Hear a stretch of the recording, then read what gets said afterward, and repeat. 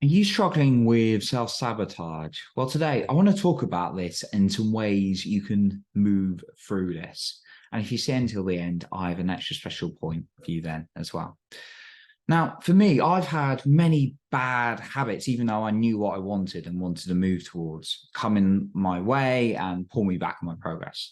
Things like I wanted to have energy and health and good emotions, yet I'd eat food that wasn't good for me, and food can impact both you physically and mentally, depending on your sensitivities. It can really impact your mood, depending on what you have. Like too much sugar, for example, can impact your anxiety, or drinking too much alcohol, even though I know that's bad for me as well. Or scrolling social media, even though I knew the tasks I was having to do and I needed to do in order to move me further in my business. Yet I was consuming too much social media. And it's really frustrating, right? Maybe you've been there when it's like, I'm self-sabotaging myself and I do not want to be doing this. And why is this? Well, we do things for emotions. We always do things for emotions. And therefore, if you're not meeting your emotions in healthy ways, you will meet them in negative ways, your needs and emotions. So, for example, you want to have variety, you want to have fun. Maybe a healthy way you enjoy doing that is going out and about and just running around in nature. Fantastic, great way, great connection. Yet you're not doing that. You're working too hard. So you burst out and you go out and you drink a lot. And I've certainly done this so many times. You drink a load of alcohol and then you feel like rubbish afterwards. You put on weight, you lose your energy, you get high levels of anxiety from drinking it. But in the moment, you just needed a release and it felt good, right? We do things for emotions, we self-sabotage. So I want to ask you, how's it helping you by self-sabotaging, doing the same things again and again? Or if you're anything like me, it was and has been a challenge. Yet I've been able to study it and study books. There's a great book called The Mountain Is You, which is really good on self-sabotage that I recommend. And being able to apply things to make myself catch it when I'm starting to go down that route and reduce the amount of self-sabotage. So let's go through some practical points you can start applying right now.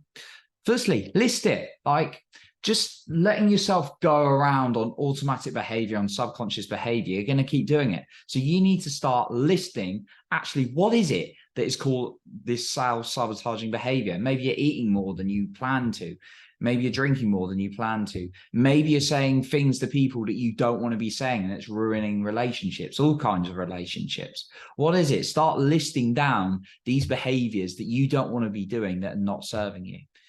The next one, identify what are the emotions that you need to, or the emotions that are being met by these self-sabotaging behavior.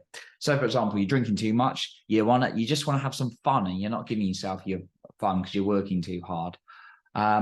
You're raising your voice at people. Like maybe that's because you're not sitting with yourself and acknowledging your emotions. You're not letting a healthy release out, right, of emotions like crying or really feeling it, doing some breath work, those kind of things. And then the third step to this is look at other ways, and I've kind of touched on it a bit, but I wanted to make it 3 separate steps, is start looking at other ways you can meet your needs and emotions. So for like bursting out of people, maybe you go and you talk to a counselor or a coach. Maybe you scream into a pillow. Maybe, and my favorite is somatic work, when you do breath work and go really deep into your system, because there are in your physical body, there are emotions stored in the physical body that just mentally you can't find unless you do that physical work, go through your nervous system and really discover them. So actually start identifying what are some more healthier ways to start meeting those. There's Joe Dispenza is brilliant on talking about the subconscious mind and things like that. And I'd really recommend you check out Joe Dispenza's work if you haven't already. And he says, if you let these negative thoughts go unnoticed, i.e. it's there and you just let it slide, then it's going to continue to keep going. So start identifying some of these self-sabotaging behaviors, don't just listen to me and go, oh yeah, I need to change, stop self-sabotaging. Actually do some practical actions to change it right now. Don't just listen to me and go, oh, it's great, I'm inspired and I'll do it later. No, what are you going to do right now? Now, if obviously you're driving, commit to something as soon as you're done, right? Or you're working out, commit to something you're going to do. So you're going to start, all you can have to do is write down what are your self-sabotaging behaviors. The second one, what are the emotions or needs that are being met as a result of doing them? And then thirdly, what are healthier ways of meeting those emotions and needs? Okay, and I want to go into my final bonus point for you that I wanted to share. And that's just sitting with yourself in complete silence with a journal for 10 minutes a day. No phone, take your phone away. That's very distracting. I'm guilty of scrolling too much myself. Yet there are times when I just sit in silence, I meditate, I do breath work as well, uninterrupted.